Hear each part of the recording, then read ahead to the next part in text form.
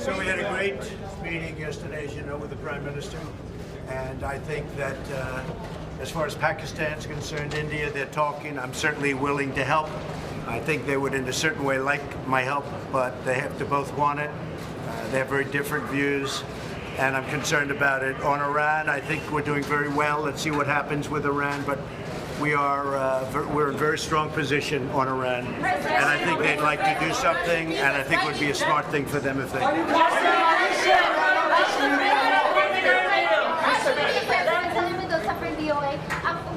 I have two questions. The first is your reaction to the Washington Post story about you supposedly asking withholding or holding the funds with aid for Ukraine. And the second one is you're meeting tomorrow with Venezuela, with leaders of Latin America to talk about Venezuela. Nicolas Maduro said that if the United States changed the policies of Obama, they will meet with you and they would love to have talks. So here's the story, very simply. We're watching Venezuela very closely.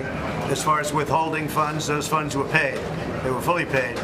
But my complaint has always been, and I'd withhold again, and I'll continue to withhold until such time as Europe and other nations contribute to Ukraine, because they're not doing it. It's the United States. We're putting up the bulk of the money. And I'm asking, why is that? And I want Europe, and it's always been this, and everybody knows it, every single reporter knows it, everybody in the administration knows that what I want, and I insist on it, is that Europe has to put up money for Ukraine also. Why is it only the United States putting up the money? And by the way, we paid that money.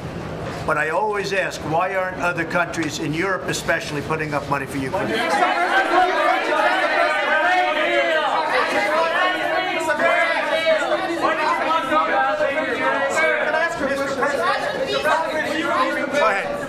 Mr. President, Congress is moving towards impeachment, including Nancy Pelosi, could be as a result of the Ukraine call. How do you feel about it? I think it's ridiculous. It's a witch hunt. I'm leading in the polls. They have no idea how they stop me. The only way they can try is through impeachment.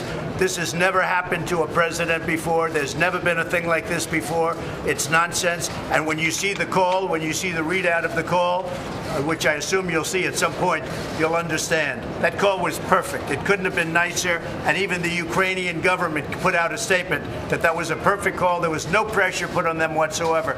But there was pressure put on with respect to Joe Biden. What Joe Biden did for his son, that's something they should be looking at. Go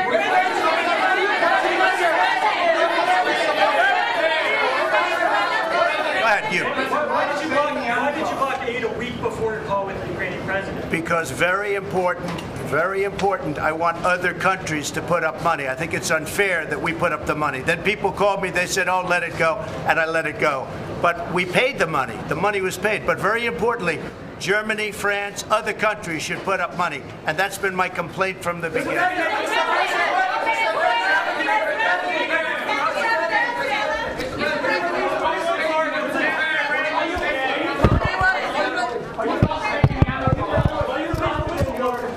Dragging you to war in Iran. 13% of Americans only support war with Iran. But it seems like a lot of your advisors, including Mike Pompeo, really want to drag you into a war. Well, we're going to see what happens, but I think Iran is coming along well. Regardless of what happens, we're in very good shape with respect to Iran.